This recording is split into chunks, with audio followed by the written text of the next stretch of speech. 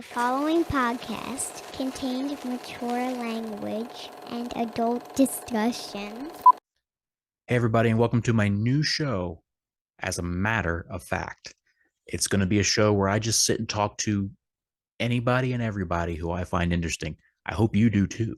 My first guest is none other than my own brother, Jake Winstead, as he is here to talk about powerlifting and how he got into the sport. Now, this is the very first show, so there were some minor bumps in the road, some internet issues on his end, but we got through it. So just bear with us, sit tight, and I hope you enjoy watching and listening as much as I did interviewing.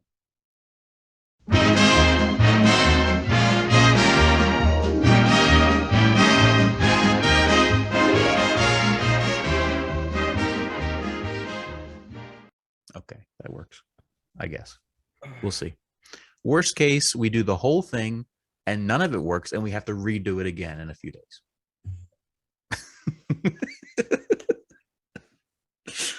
Let's do this. All right. You, sir, are one of the most difficult people I know to arrange something with. Do you know that? I don't know that I know a busier person than you, and you're only 20 years old. Why is that?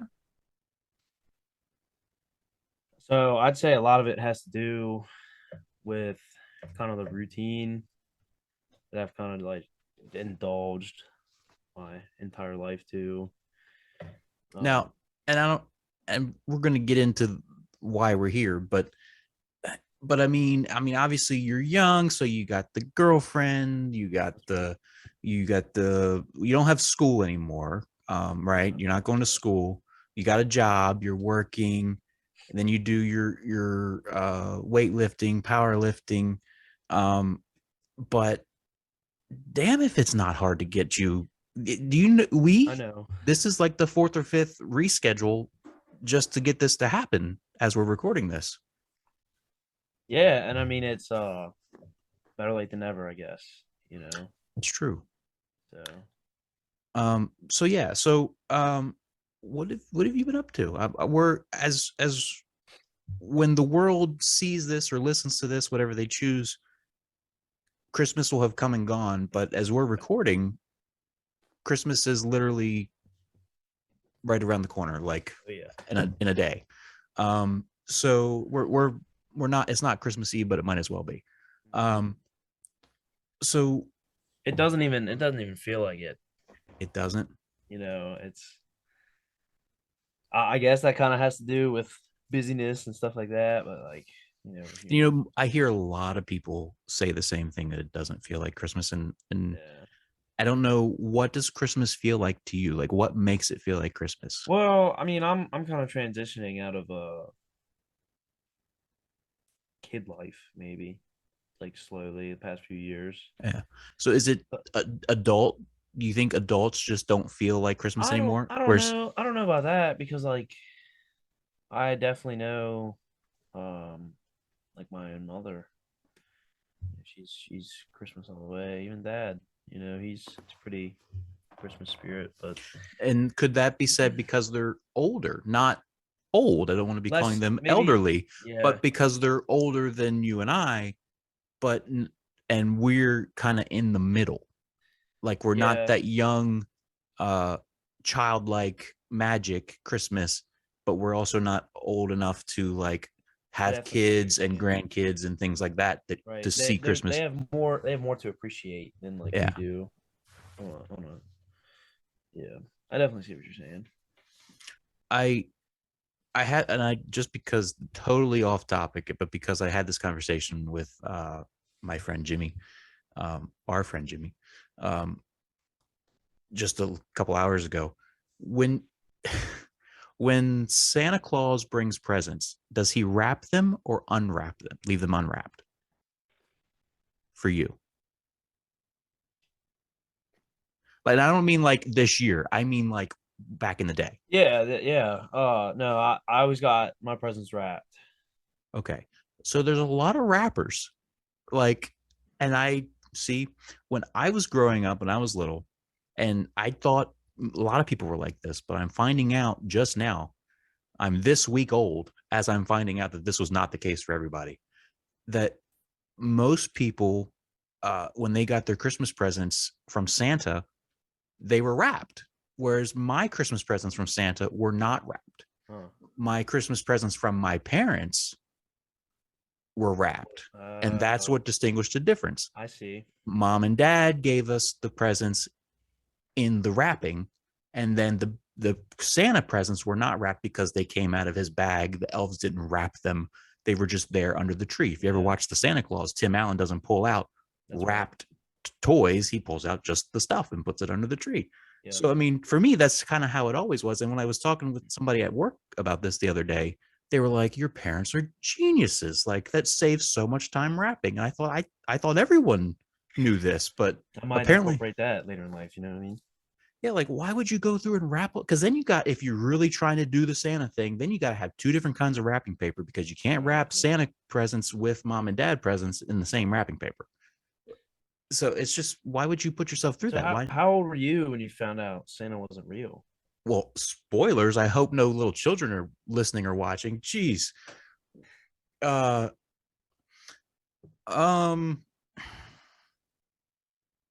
don't know an exact age. I'd say maybe 11, 12 ish. Yeah.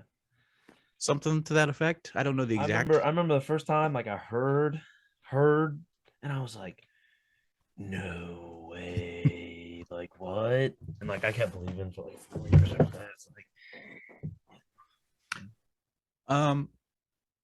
so just to kind of get back on track, you are the busiest person I know. And we kind of touched on, so what is, you said your routine, explain your routine to me. What is that? So I can easily say that I spend at least 10 hours away from my house every day for work. Easy. I have to drive an hour each way, sometimes more. This week I was on a job where I was 3 hours away from my house. That day I was away for 15 hours. Were you in a different state? Very, very far western Maryland. Okay. Like past Hagerstown. Gotcha. So yeah, so work definitely has a lot to do with timing, and I get home late, and that's kind of where the other part of my normal routine comes into play. I train for powerlifting. I've been a competitive powerlifter for this 2022 was 5 years. So I did my 9th competition this year, last month in November. And we're gonna talk about that. Okay. But I want to go to the beginning. What's the background there? What got you? What made you? What's your Batman Begins? What's your origin story for powerlifting? Why that, and why why not just, oh, I go to the gym? What makes you say, oh, I'm just going to go to the gym 3 days, 4 days, 5 days a week versus, oh, I'm going to become a powerlifter? So I think with me, I'm an extremist with a lot of things. And everyone that I grew up with will tell you I've always been good with numbers and math. So kind of getting into lifting weights, I was 13. The reason I got into lifting weights, this is a great story. That's why I asked. I just want to preface. Shout out my man Noah. So there was we were in 8th grade. I wanted a girlfriend.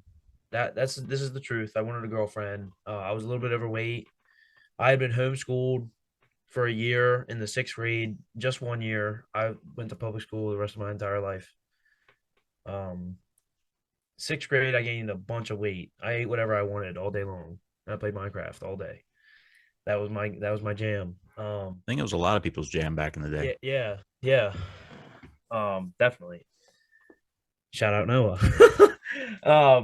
So Noah was my boy, and I asked him because he was a ladies' man. In the 8th grade, my man was a ladies' man.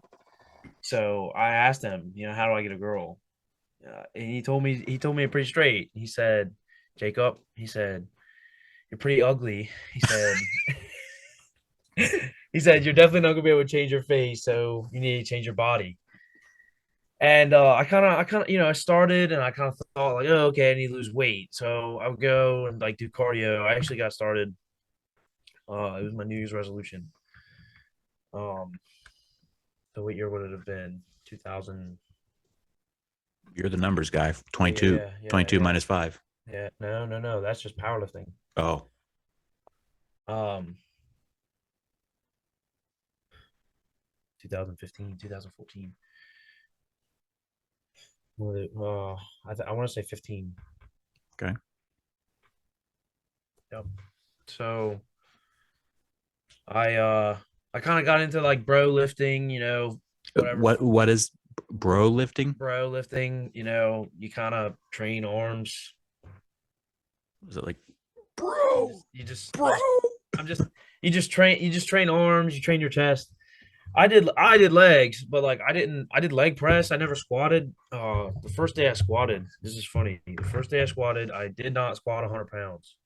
I squatted 95 pounds for 2 reps. It was the hardest thing I ever did in my life. I had no base. I played soccer as a child. Um, I played basketball for a couple of years, but I never really had like a guided strength base. So I did machine work. I did dumbbell work. The first time squatting, I had no clue how to squat. I put the bar on my back and I was just trying. So how I got into powerlifting? Yeah. Um,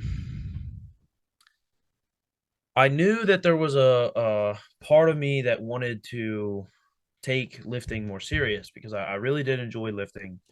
I didn't think it was bodybuilding. I never was very lean or cut up. Um, I do believe I have a pretty thick waist, which is not ideal for bodybuilding. However, some people say anatomically it's great for a powerlifter because they have more stomach. They're able to use their core more. So, our cousin Caden, he talked to me about strongman a couple times. So I watched a few shows or videos of strongman. What is that?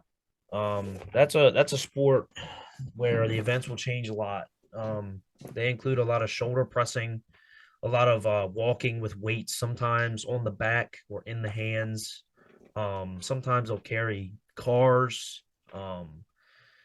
They do deadlifts with Jeeps. They pull tractor trailers. There's a it's a lot of. So it's strong men. Yes, yes, absolutely. The deadlift is a very notable exercise for strongman. I just want to throw in real quick.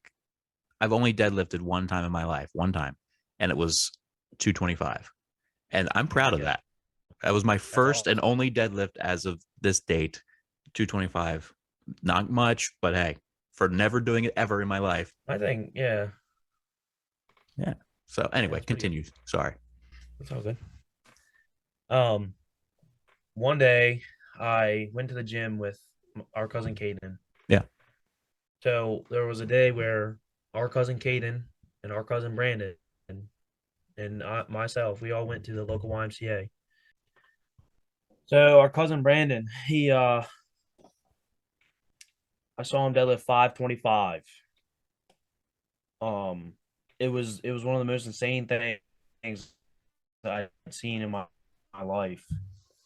So I tried Romanian deadlifts. He had me try Romanian deadlifts. It's a variation of a deadlift, a little more hamstring dominant. Um, Keep your legs a little bit straighter. It teaches the hip hinge, which is a very important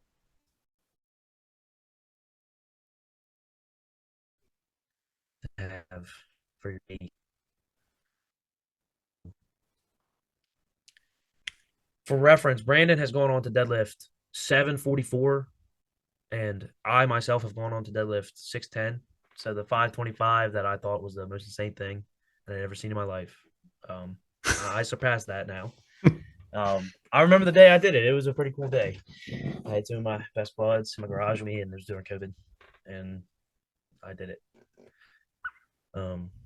Anyway, Yeah. So when COVID happened, that had to, which I know, I'm speaking like I don't know, but I do know that had to change things, not just for the world, but for you, because no longer could you absolutely. really, at least at first, just go to the gym. Um, The gym shut so down. yeah, I had a meet planned. I had a meet planned for like April 7th or 6th or 8th or something. And COVID obviously hit the United States of 2020. Beat down. It was pretty devastating. There was a record I was going for at the time for my age class that I aged out of, sadly, 16, 17 years old. And I mhm. was 17 and I turned 18 in July. So the meet came and went, and it didn't come. It actually did not happen. They postponed it until like I happened. So record, but okay, more come where this came from. So. You're whatever you just said, I don't know.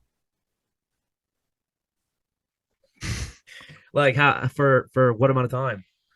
Not too long. It came and went, and The meet didn't come. It did not happen. right. Um, so it's a sad story, but not really. I So plan to power. okay. Okay, you're unfrozen at the moment, but Go it's a ahead. struggle. Let's go. Let's It's a go. struggle. Okay, so you turned your garage into a gym essentially. Yeah, we Um, had pretty limited space because we were sharing. You know, the platform for, and it was actually so it was small enough to be underneath of my mom's car, in between of the tires. So right, that's where we would deadlift. And I had a very small squat rack, and um and that was kind of the start of garage lifting. For me, I never really done that. Takes grit. It gets very cold in Maryland. It gets super balls cold and super balls hot, humid, very humid. So like it's definitely, it was an acclimation for sure. I'd always lifted in like air conditioning, so kind of getting used to natural weather. right. Just it took time, but I've been doing it for a while now. So what? So let's go back. You wanted to change your body Yep. because you wanted a girlfriend. You started going to the gym, and then you went Started with, pro lifting. yeah, started going bro lifting, and Yeah. then you went with our cousins, and Brandon was powerlifting, and that's just what did it for you. You were like, I want to do this. When I think when Brandon showed me, like, kind of, he talked about what powerlifting was, how it was made up of the three lifts: squat, bench, and deadlift. I went to, he had a competition a few months following that. Hmm. I went to it. It was the first competition I ever went to, and it was just awesome. The whole time, I think it was that was the first time I saw someone deadlift like 900 pounds, and it was like, what, like, what is happening? So I was there and I got to watch Brandon compete. It was like his second meet or something, and I was astounded. It was one of the most he had kind of told me about a strength program. It was called Strong Lifts 5x5, and the principle was 5 sets of 5 reps. And you Okay. squatted 3 times a week. You benched twice a week or once a week. It would alternate, and then you would deadlift twice a week or once a week. It would alternate. So that kind of was my base builder. Um, I would do like some assistance exercises on top of that, like curls and tricep extensions or whatever. But Getting into an actual meet. Yeah, so let's talk. Let's go there. Yeah. What was your first meet like? So my first meet, it was in December. Um, it was 2017. I was 15 years old. I went in. I had actually been in the hospital like 2 weeks before the meet. So listen, to all you gym goers, dry scoop your pre-workout. What I mean by dry scoop, you might not know what I mean. I mean, it's pretty self-explanatory. But you take the powder and you put it in your mouth and you swish a little bit of water around. Yeah, this is who I'm talking to. I was in the hospital. I burned a hole in my stomach wall What? because I dry scooped pre-workout so much, and that was the only thing I would dry scoop. I had a normal diet. I had a hole in my stomach wall, and I had to get like muscle relaxers, and I was in the ER for like 10 hours or something through the night. It was really painful experience. I was back to good condition. I was like in the hospital, and I had a meet in like 2 weeks, so I came out and hit my heaviest deadlift of the meet prep the next day. Wow. I probably wouldn't do that today. I think I'm a little bit smarter today. I don't recommend doing that. You know, if you're like in pain and get to the gym the next day, I think you got a little bit more to work on than the gym. But my first meet. So uh we go, I'm warming up, and there was a guy there named Andrew. He was a teen competitor in my weight class. And he kind of came and found me. Um I guess he looked at the roster. He came up to me, are you Jacob? And I was like, yeah, yeah, He said, oh, I'm Andrew, nice to meet you, blah, blah. It's your first meet. I was like, yeah.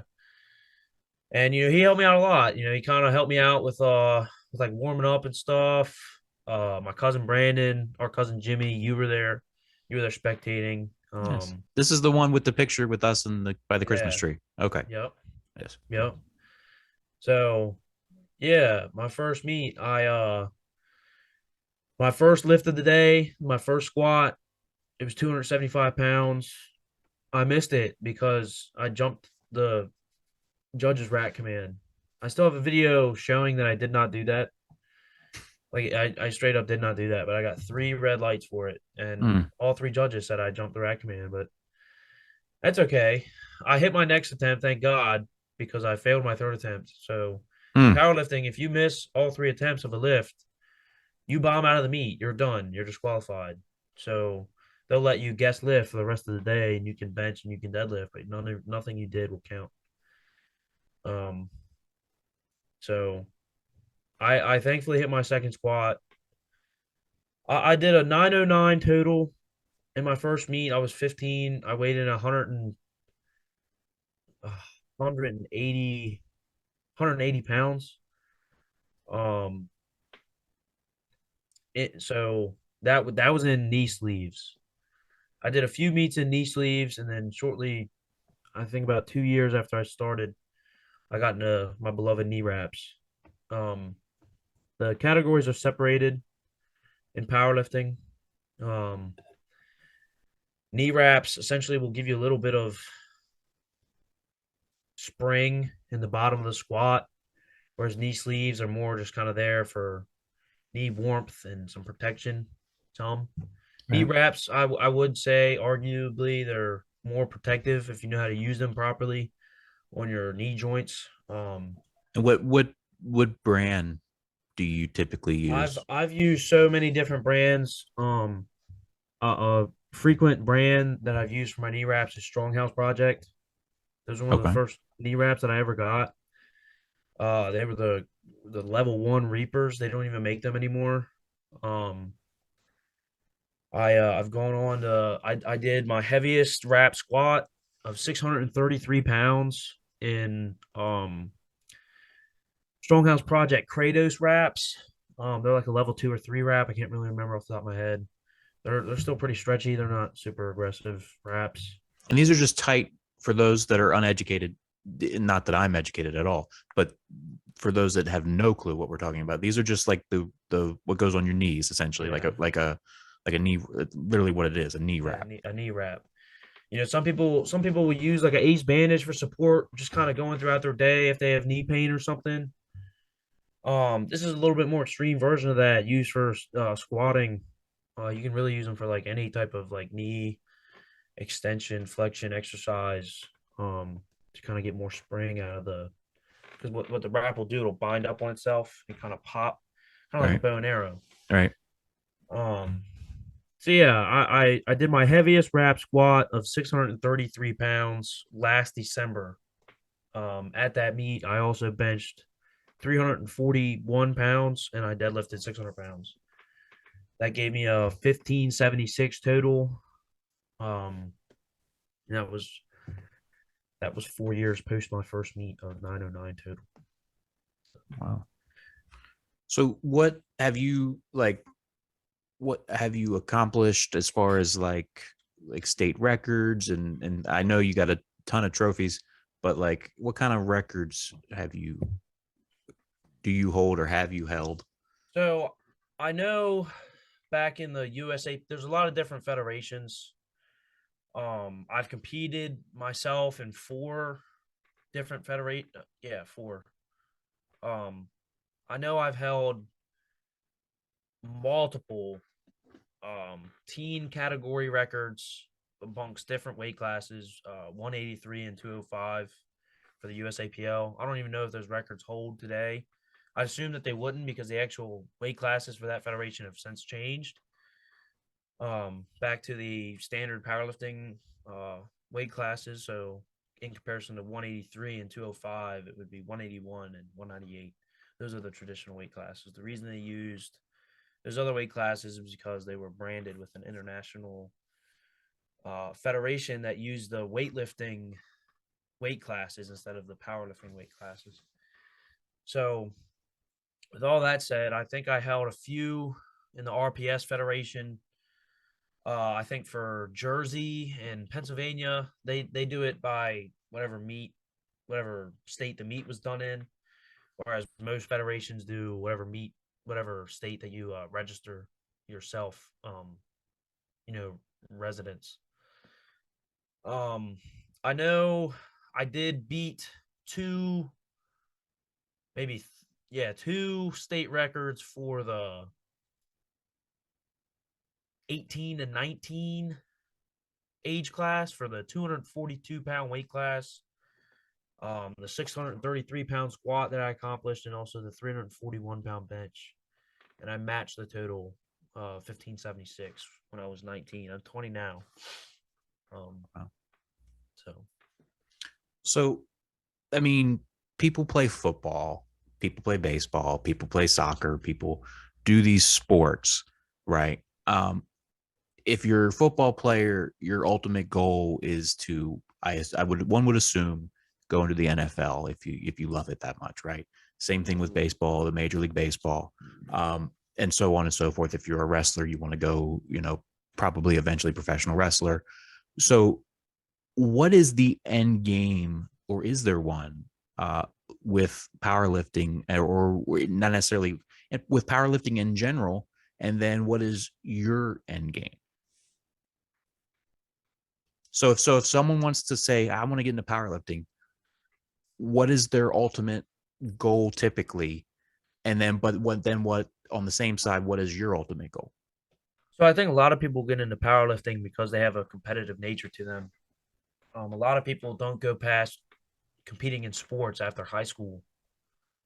And they kind of leave that competitive nature aside.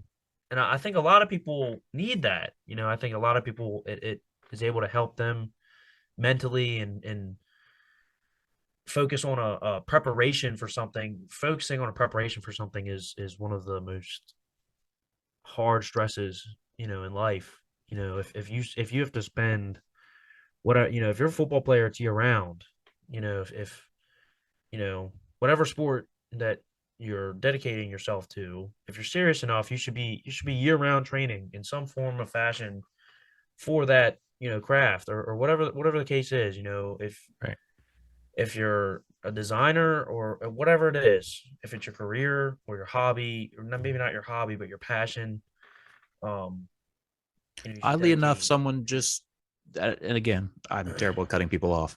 No, it's Uh, okay. but oddly enough, someone actually just said that same thing to me. Our cousin Tylen. I swear this show in A lot of future cousins. episodes, we do have a ton of Yeah. cousins. I swear this show going forward is not always going to be like, oh, this is our family and this is our family. But this episode particularly is 100% this is our family. Yeah. Our cousin Tylen FaceTimed me yesterday and was asking about movie making status for me and Wow. filmmaking and stuff.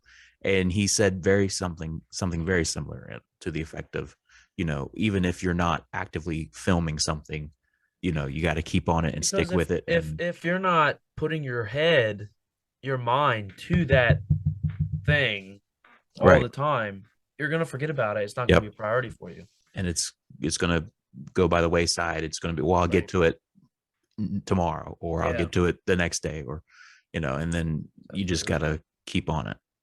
So I 100% get what you're saying there.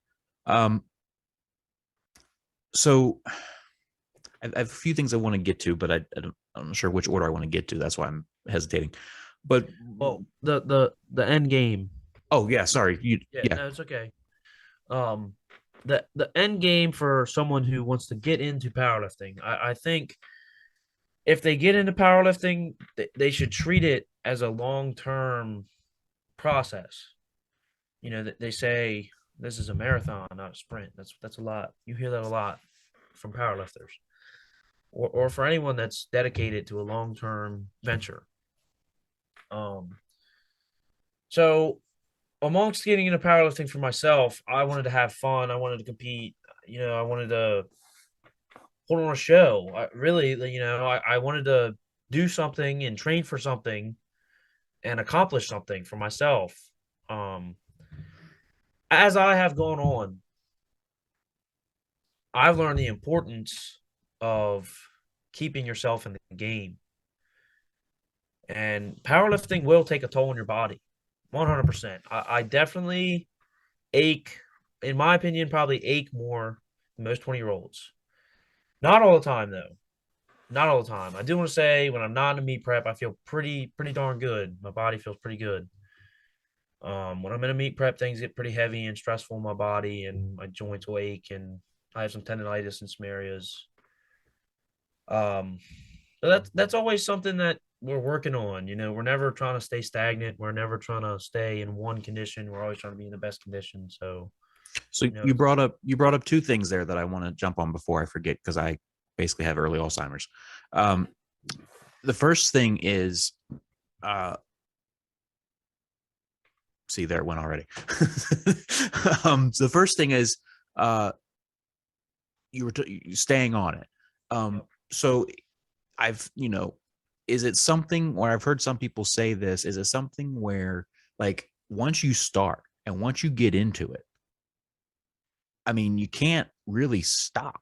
Like, can you? Like, so, like, what? So, like, I know people. you're gonna kind of have to continue to do this for essentially almost I, ever. I think yes, and I think I want to. Arnold Schwarzenegger is 60, late 60s or 70s now, maybe. Yeah, something. He's still lifting. He's still going to the gym. I Right. think that's incredible. I definitely want to be able to do that. Maybe not power lift competing, but I definitely want to be able to keep my body healthy and able to move. I think a lot of people suffer from chronic pain and health problems, arthritis, and all this stuff. And I don't want to be like that. I want to be able to do things when I'm older and pick up my grandchildren. So And essentially, if you stopped, it would it would I create would those problems 10 times worse than if you had never started. That's absolutely right. That's absolutely right because there's so much muscle mass, it just will stiffen up and it'll Right. it'll atrophy. I would look like trash.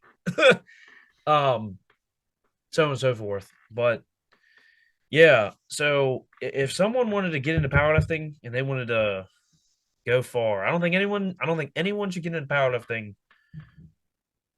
and their first thought, I want to be the best. Okay, everybody does. Everybody wants to be better than the next guy, at least the competitive people, you know what I mean?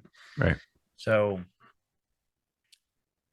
someone should get into powerlifting because they want to have fun, they want to build friendships, they want to have a community. It's an awesome community. You know, you go to football games and people will try to fight you because you are rooting for the other team. People will Right. try to fight you in those stands. People will swing on you. You go to hockey games and there will be fights in the parking lot between fans. Yep. Powerlifting is not like that. Powerlifting, everybody is screaming for everybody. People are lifting heavy ass weight all the time. And even if it's not heavy ass weight, if it's not 800 pounds, it's heavy to them. Right. So at the meet, if they're grinding out a heavy ass lift, get up, get it up, whatever. It's one of the most energizing places to be around, and it's so much hype. There's so much energy. It's unmatched, 100% unmatched to any environment that anyone could be in. Up and down is all it is. Up and down. That's Or right. down and up. Down and up Yep, is all down it and is. up. No, Down and up. yeah. Shout out Bill Exile Fitness.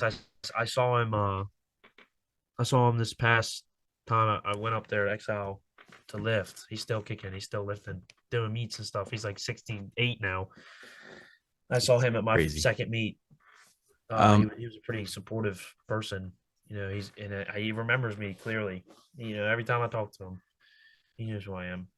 And we certainly, I've never met the man, but we certainly know we know him for what he that down and up. Down and up. Yeah. So the other thing I wanted that you hinted at that I want to go in more detail is injuries that come with the sport. Absolutely. And you have been injured a time or two. One particularly comes to mind that you were out for a good while with your back, right? That's right. And while, yes, we are brothers, I did live in Virginia for almost a decade. So I knew and heard things, but so for people that don't know, I'm not fully 100% involved in your life. So with every minor detail. So that's why I'm questioning certain things, so your back was hurting. Yeah. Or so talk about the injuries that you've had, and then go in more detail about that back injury that I know took you out for a good while. So I had some improper technique. I just didn't know. I really didn't know how to use my core, and what I mean by that, like in the squat or deadlift, you need to have a tight core.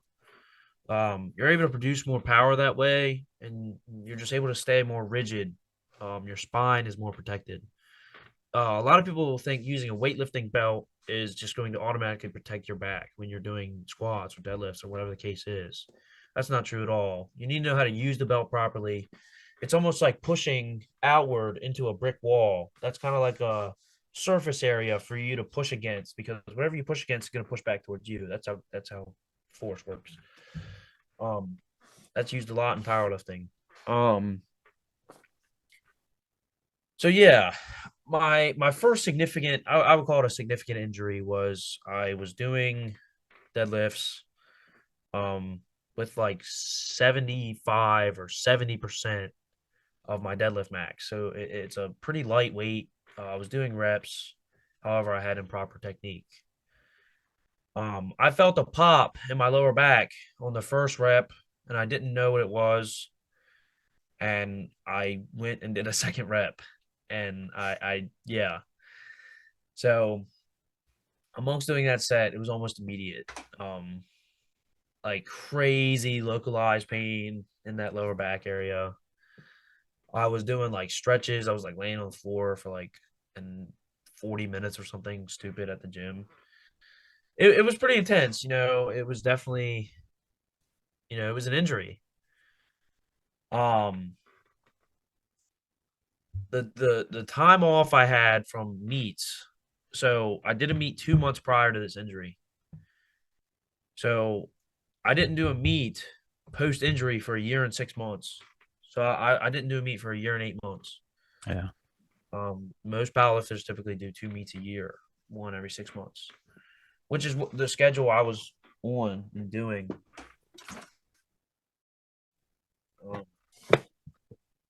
So that first go round, I went through a few different. I was already going to a chiropractor, as I would just get some tension, mostly in my neck.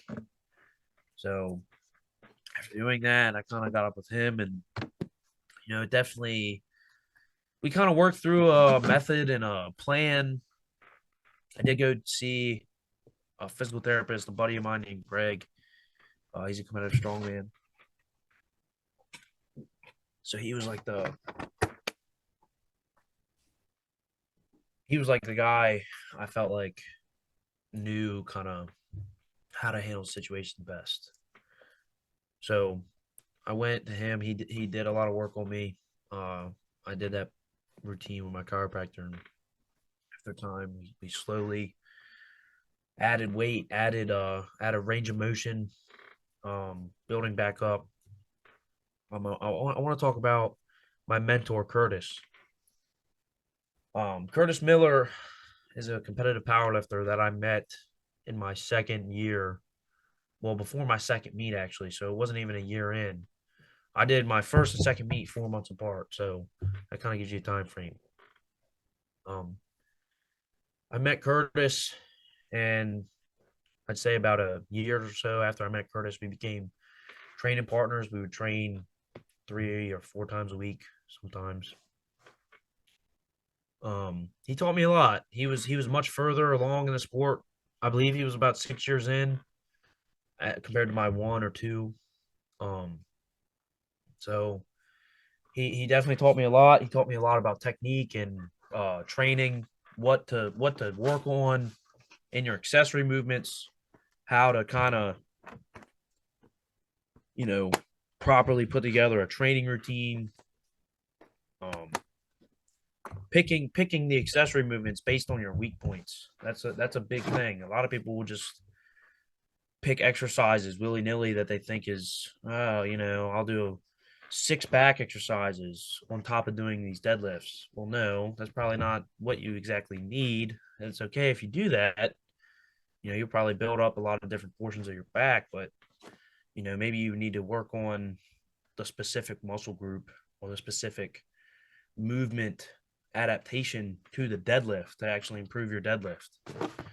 So that's kind of the difference between like powerlifting and bodybuilding. Bodybuilding is a lot more focused on bringing up muscles and having large muscles, whereas powerlifting is quite the opposite. You're building strength. You need muscle. Don't get me wrong. You need muscle. You need big muscles to lift big weight. But it's more so about the force development and how to properly execute force in a good technique. Takes a lot of practice. So you mentioned Curtis. Who are some others, either actually in your life or even maybe that you've never met, that are that influence you, that are mentors, that you look up to, people like that? Absolutely, my cousin Brandon. So I currently train with Brandon. We all train out of a pole building that I actually had a small part in putting together. That was a pretty fun project for me. It's at Brandon's house. It was supposed to be like a third of a gym and like 2/3 of a workshop. It is 100% a gym. We have about 6 or 7, maybe 8 guys that train there regularly, and we've been picking up a lot of new faces this past year and going to meets with people, together as a group. We call ourselves Old Line Barbell. This is one of our t-shirts. It's honestly a blessing to have the guys I have in my life. We all hold each other very accountable to our technique, and our training.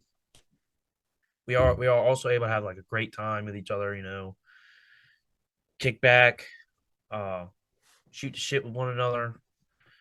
It's a great time. We push each other's limits. It's definitely it's way different than working out alone or working out at with one person. That's cool. I did that for a very long time. But working out with a group is honestly the best thing you can do because there's so many different ways of lifting and so many different body structures, and you can kind of pick up off of different things and different people and kind of just piece together your own training or even your own knowledge in a way. That's something that I'm very blessed. I've developed a great knowledge, set of movement and what a squat should look like, what a bench press should look like. It's not there is no one size fits all necessarily, and but there is certain key points to every movement.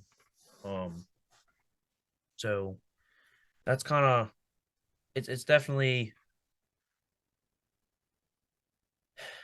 I don't know where the thought was going, to be honest. uh, I'm very grateful for my training Yeah. partner. Shout out Online Barbell. you Someone have I've a, never met. Someone Yeah. I've never met. I do want to say this. The founder of West Side Barbell, Louis Simmons, R.I.P. Rest your soul, man. He's an OG powerlifter. They call him the godfather of strength training. He took methods from the Soviets and implemented them into his training.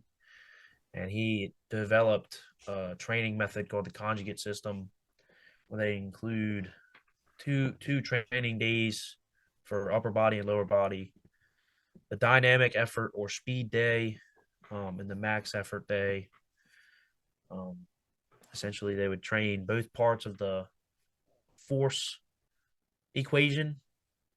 So you train mass, and then you would train acceleration for both parts of your body twice a week.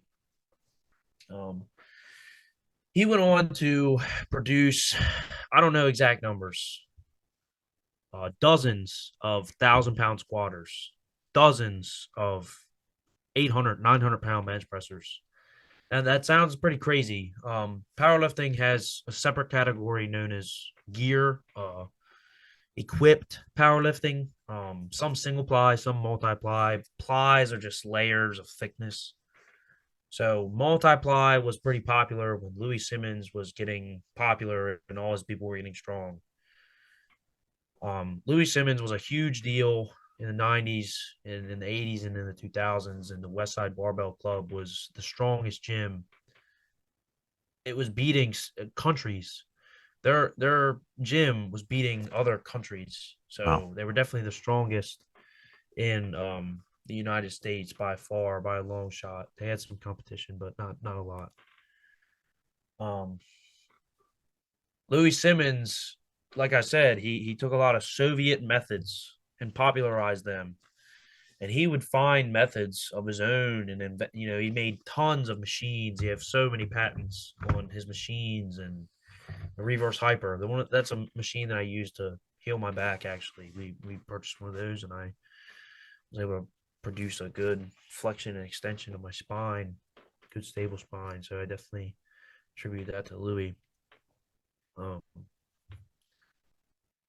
So, I mean, I could talk about Ed Cohn. Ed Cohn's the greatest powerlifter of all time. He was number one for over 20 years. Number one. He was a 220, 242 weightlifter, powerlifter. His totals were beating 308 guys and super heavyweight guys. So you go back and look at the record sheet, and Ed Cohn is number one, regardless of weight class. And he was considered to be like a middleweight. So, I could dive in about how Ed Cohn. I followed Mark Bell and Ed Cohn. They had a bunch of training videos on how to squat and how to bench press, how to deadlift, XYZ on YouTube. Those are some of the first videos I watched regarding powerlifting. I've since gone on to train at Mark Bell's gym, which that was a incredible time. I had the opportunity to work in Stockton, California for the company I work for. I was there for 9 weeks, and I went there to Super Training Gym in West Sacramento for 8 of those weeks, I believe. So Super cool. yeah, he was definitely one of my idols, and being able to meet him and kind of talk with him. He was a very nice guy. We were at a bench together, so it was very cool experience. I want to pull up a photo. But before I do, I got two quick questions that were submitted by listeners. We'll call them, even though this is episode numero uno, would be listeners. Just two quick questions. Do you have a favorite lift? Yeah, it's a squat. Not because it's my strongest, but because if there was only one lift,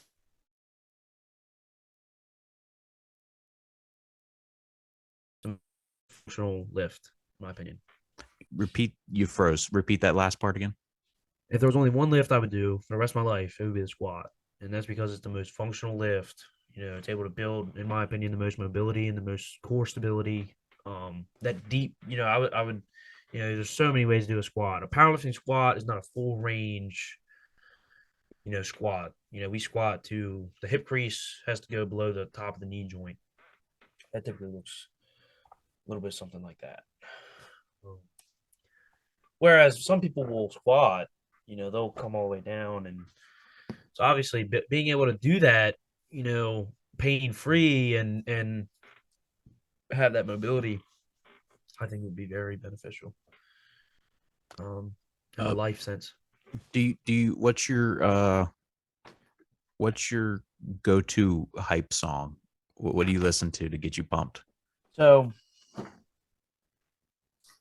there's I would say I have a few. It depends on what I'm going for, I guess. So a lot of times if I'm looking to really like tap into my emotions, Welcome to the Black Parade, by My Chemical Romance. There's a little bit of a it was played at a buddy of mine's funeral. And I remember that feeling I had in that moment at that funeral, and I kind of am always able to turn back and it kind of just it tunes me into a different mindset. Now if I'm just trying to get hype and Right. off the wall, Lost in the Static by what is the I don't even know. Let's see here. Lost in the Static. It's by After the Burial. It's a heavy Okay. metal song. So it's a pretty heavy jam. So those are my go-to. I also have one Scars that is the song title. I'm not gonna look up the name of the band, but the only reason I say that is because I literally have a tattoo that says Scars on my arm. So and Now, it's pretty good. no, but that's Scars. Isn't that from like 8-Man or something? Is that an Yeah, 8-Man thing? 8-Man strong. Fun fact: it was actually the first T-shirt I ordered from 8-Man. It was a very deep connection with me. So I've dealt with a good fair bit of loss, tragedy in my life. I was bullied a lot in school and stuff, and I very low self confidence, very low, just bad image of myself as a kid, the whole nine, depression, anxiety. That's what they said. I mean, no, I believe it. I still deal with it a little bit to this day. I think everyone kind of will. It's human, but it was 8-Man has different shirts. They all have meaning. They all have like phrases or one words that just there's a deep meaning to it. Scars. It's right in front of me. I'm not going to read the whole thing. It pretty much people hide away their survived tragedies. Yet all of our scars we should show them because it's what makes us who we are. That's why I have scars tattooed on my arm because I don't hide my scars. I show them. I'm able to embrace what I've lived through, and it's what keeps me going. So I'm going to pull up a photo if I can make this work correctly. If it doesn't, then but well, I'm going to pull up two photos. So the first photo I'm going to pull up.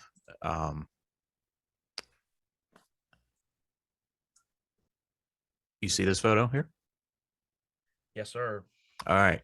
So let's talk about this. This is a badass photo. The camera guy must have been pretty legit, if I do say so myself. Yeah. Shout out to I don't know your name, but I follow you. I know I saw you in California as well. The guy lives in Winchester, Virginia. And he is a badass videographer. He's with A1 Digital. They provided the live stream for this competition that you have pulled up here. So, I mean, you're so, and I took this photo from my television, which is why it looks the way it does. Okay. But you're so focused. I think you had maybe, I don't know if you had lift. I'm trying to recall because I watched. This was my first lift. This right Yeah, here yeah. was This was the first one. I'm trying to remember. This was before, I think. I don't think you had lifted yet. No. No. But you were so focused, so you can just see it in your eyes, so intensely, like you're about to go do the thing. But so that's your most recent meet, and that's what I wanted to get to. So let's talk about your most recent meet. What was it?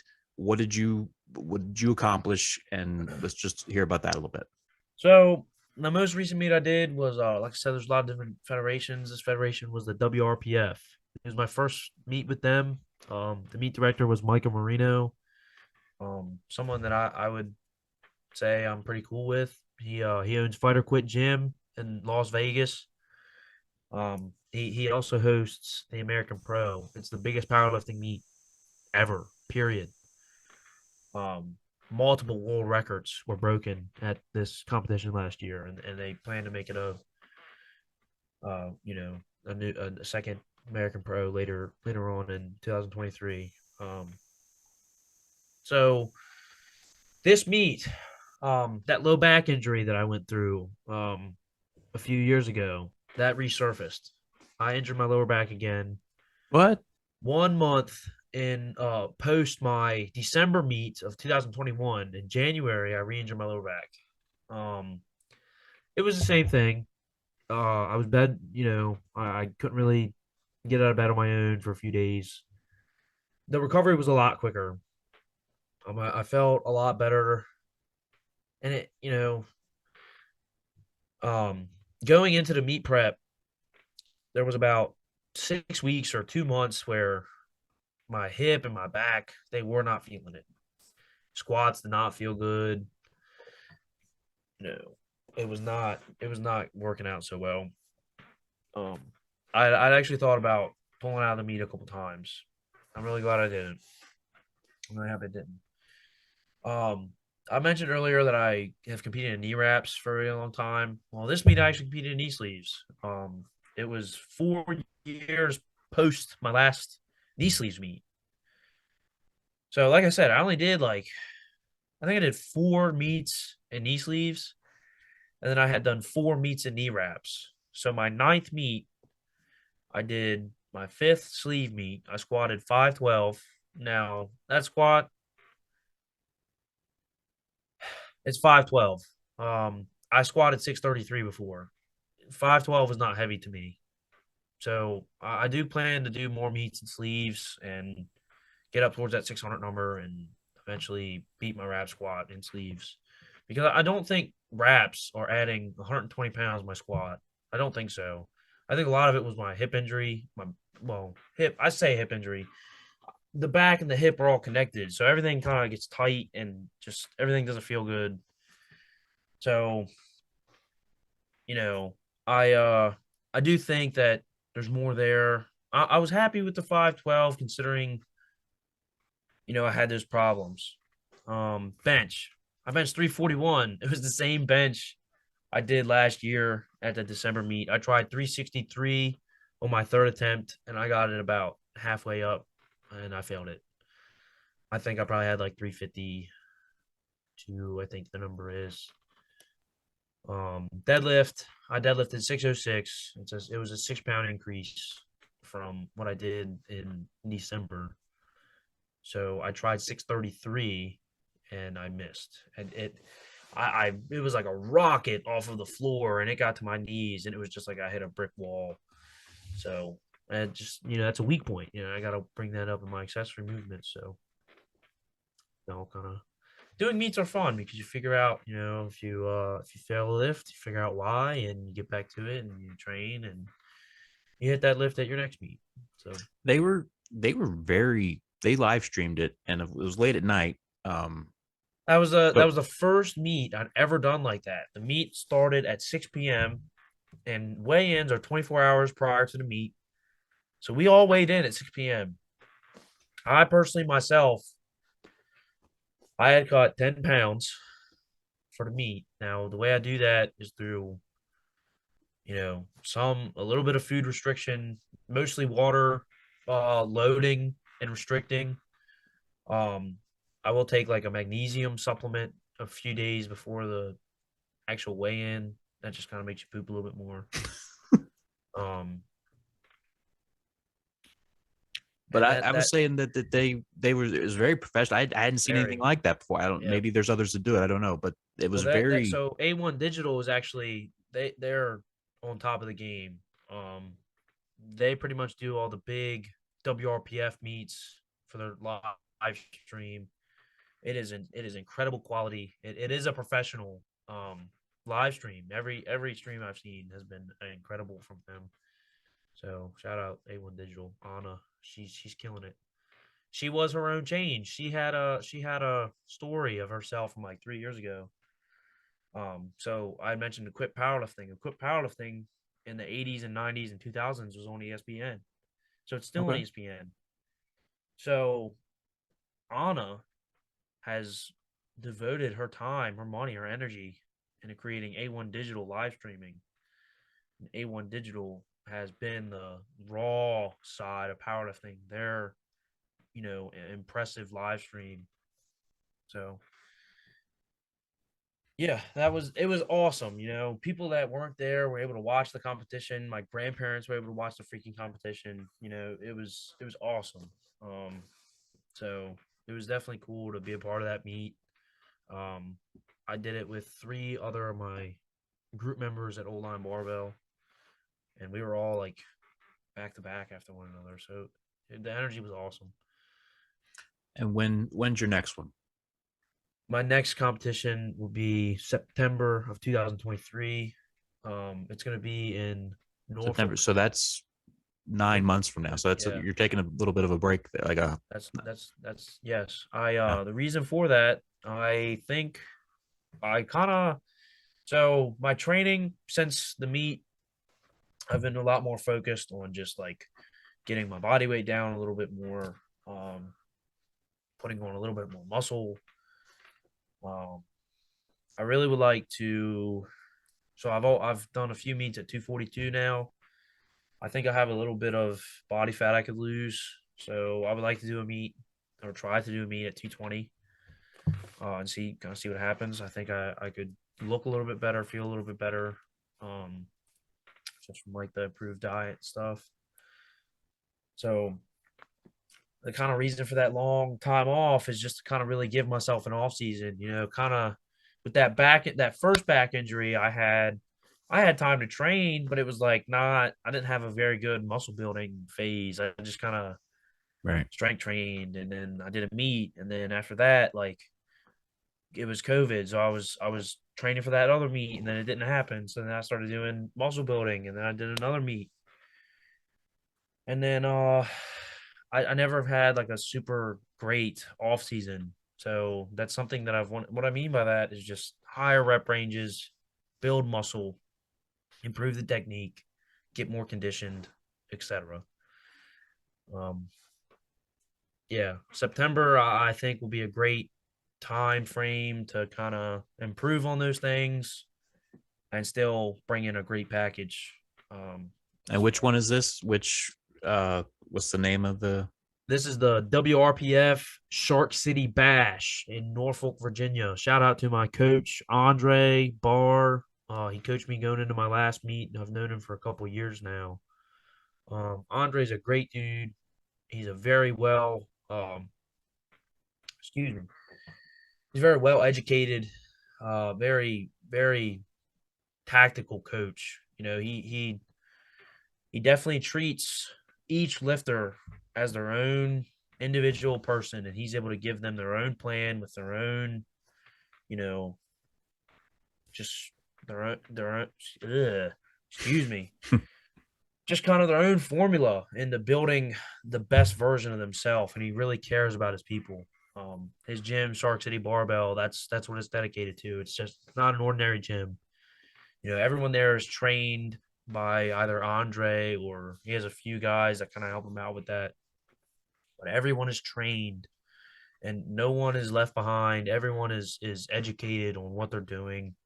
It's a great place to be. So I'm definitely looking forward to competing there. I'm grateful to have the opportunity to do so. We're gonna wrap things up, but I want to pull up one more photo just because I think it's a sweet photo. Okay. Let's see if I can do this. Let's look at this. Tell Awesome. me that's not badass. Like, that's one of the most incredible photos of me. I think it might be the best you've ever looked. Probably. That's a what an awesome photo. Yeah. I mean, the sweat under your, it's all there. It's all grit. The intensity in your face, yep. the weights right there. It's just the tattoos showing, like everything.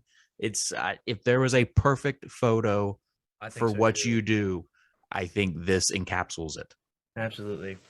This was taken a couple years ago by my buddy Justice. He lifts with us as well. That photo was actually reposted on 8 Man Strong. Okay. The guys over at 8 Man Strong, they're awesome. They sent you some merch once, right? Yes, because I got this tattoo. I got the tattoo and they sent me clothes, and it was awesome. Shout out 8 Man Strong. All of their messages are incredible. Their whole, just their message and what they have a cause. They have a shirt for a cause pretty much every month. Percentage of the sales will go to that cause. I know every September rolls around, they do like childhood cancer. That's something we obviously are able to connect to. So I always get that shirt. But yeah, that photo was reposted on 8 Man Strong. It was honestly one of the coolest things that I've had happen, at least for in that kind of realm, I guess. So I definitely agree, though. If there was one picture to encapsulate me in powerlifting, that's the one. Yeah, for sure. You are helping others. You're paying it forward. That's right. What is this, and what if anyone's interested, how can they find you, or what is it exactly that you do? Yeah. So there's been a big shift, I would say anyway, with training and coaching. A lot of people are not searching for one-on-one time. That a lot of people rather have it right here. Mm-hmm. So I say that I'm an online coach, but everyone I coach, I'm able to work with in person. It's actually funny. Shout out Deegan. I coach Deegan. He powerlifts. He's been my best friend for 5 or 6 years now. I've gotten him into powerlifting, and I've been coaching him. He's been in Arizona, and that's kind of the longest time without seeing someone that I've been able to coach him. And we've been going for a few months that he's been out there now. So online coaching. It's not everyone is doing the same thing. Like I said, you have to tailor your own formula to that person. Coaching, it's stressful. You have a lot to think about, and keeping the person safe, and also how to improve that person's, not just their like lifting technique or their mindset towards lifting, but you really have to keep a good relationship with that person and really connect to that person's want for whatever they're trying to accomplish. So what goes into the coaching is I will give a spreadsheet that consists of training days. I'll even throw in off days of um, mobilization exercises or whatever for off days. I have those people take videos and send them to me, and I'm able to kind of critique their technique of what they're doing. And if there's something wrong, I'll say, okay, focus on this, or work on being more powerful here, or something like that. Right. Everything is tailored to that person specifically. I have 2 years of experience. I did do it for free for a while. I have stepped into the realm of charging people. If anyone was interested in getting online coaching from me for their whatever your goal is, whether it's a powerlifting competition, all the way to just regular exercise for living a healthier life, you can contact me on any social media platform: Facebook, Instagram. I have Snapchat.